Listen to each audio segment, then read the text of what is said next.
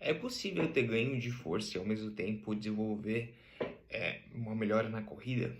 É uma coisa que muita gente tem dúvida e faz sentido, uma vez que tu pensa que, eu vou melhorar na corrida, mas vou prejudicar meus ganhos de massa muscular ou de força. Isso é uma ideia muito difundida. E o ponto aqui nessa conversa não é necessariamente numa sessão aguda, ou seja, não é no momento, né? Se tu vai treinar um antes do outro numa sessão de treino. Não, não é o ponto. Eu tô falando mais a longo prazo, certo? O que realmente, de fato, um pode influenciar o outro. Essa ideia surgiu basicamente pelo principal ponto do que o quê?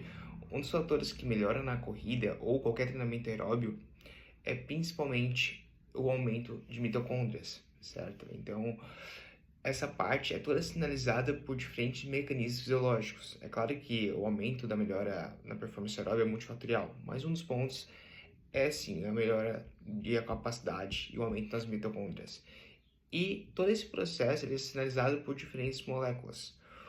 Uma dessas propriedades que faz parte desse processo seria a MPK. A MPK é uma das sinalizadoras para aumentar a PGC1-alfa e outros fatores que vão sim aumentar a quantidade de mitocôndrias, certo? E o que acontece? Aparentemente, essa AMPK, como eu já citei antes, ela tem a capacidade de atrapalhar, vamos dizer assim, um dos processos da mTOR, que é também o caminho de sinalização para o aumento de massa muscular e de força. Então, basicamente, quando tu tem uma depressão de glicogênio, na maioria dos casos muscular, tu vai estar sinalizando a MPK e essa MPK pode estar interferindo na mTOR, que é o caminho de sinalização para ganho de força e de massa muscular. Então, dentro desse cenário, o teu treinamento aeróbio pode influenciar o teu ganho de força ou de massa muscular. No entanto, o que tem se visto e se proposto dentro da literatura é que se tu dá um intervalo de pelo menos 6 horas entre uma prática e outra, essa parte de inibição hoje sendo prejudicial, ela é quase nada afetada, certo? Outro ponto que tem que ser levado em consideração é em relação à capacidade energética. Na maioria dos treinos aeróbios, o glicogênio muscular é fundamental, uma vez que ele é uma das principais vias energéticas utilizadas. No entanto, se o treinamento resistido ele tiver uma característica mais de queimação de gasto calórico, a utilização do glicogênio muscular também é maior. Então, isso tem que ser levado em consideração.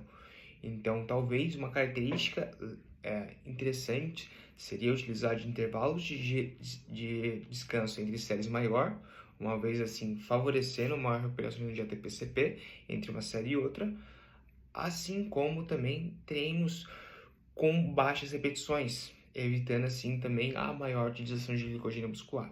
Então, em âmbito geral, é sim possível desenvolver os dois. No entanto, tem que ser muito bem planejado para diminuir a interferência um no outro, assim como no processo de recuperação.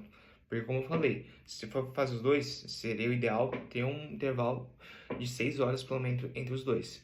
E se não, tomar o cuidado no sentido de um interferir menos no outro.